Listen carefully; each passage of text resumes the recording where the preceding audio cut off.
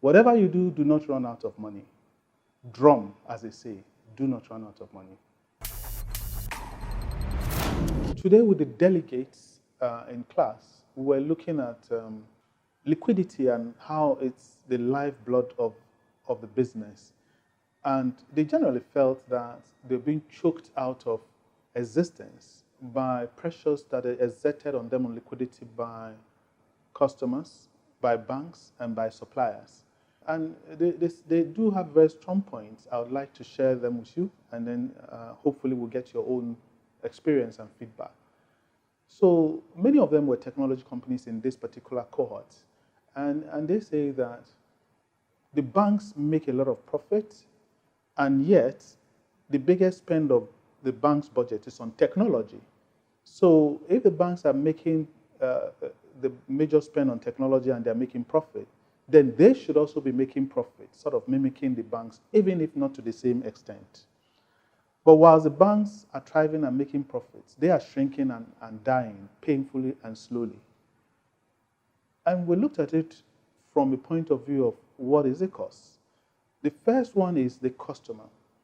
So a lot of them have their receivables that are going way past 6 months. Even if we take 5 months, and a typical company had 4 billion in receivables, and many of them are past 90 days. Let's say you do a business with a company of ₦1 billion, and you make it a profit of 10%, that is 100 million naira. But the customer owes you the receivables for 5 months. Let's take an average interest rate of 24% per annum, making 2% per month. So, in the first month, you are going to lose 20 million of that, your profit of 100 million, to interest cost, opportunity cost of capital. So out of that 100 million profit, after the first month that your receivable is outstanding, you've lost 20 million. Second month, you've lost 40 million. Third month, you've lost 60 million. By end of the 5th month, if the customer hasn't paid you, you've lost all your margin. It's even more painful if the customer happens to be a bank. And it's even extremely painful if it's a bank that you've borrowed ₦1 billion from, because they owe you $1 billion on which you are making no interest income. But the $1 billion you borrowed from them, they're charging you the interest rate at 2% per month, for argument's sake. So that's a double jeopardy. If you look at it from the point of view of the supplier you typically are foreign companies that build them in dollars. So if you take the chasm, the cross from 2014 to 2015, they've supplied equipment worth ₦1 billion, which is $5 million.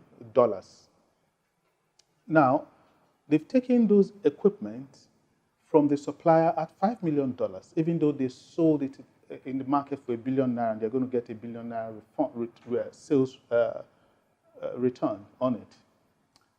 But in 2014, the naira was 200 to 1.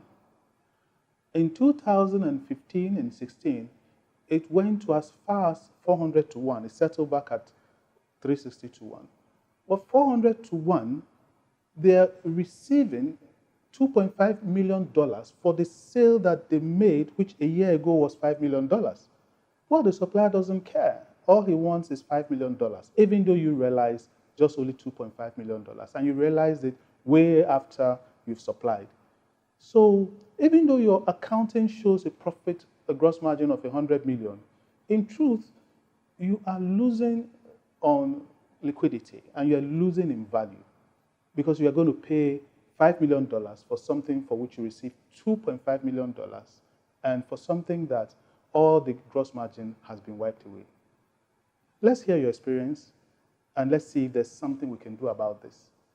Remember that turnover is vanity, profit is sanity, but liquidity is reality. Cash is reality.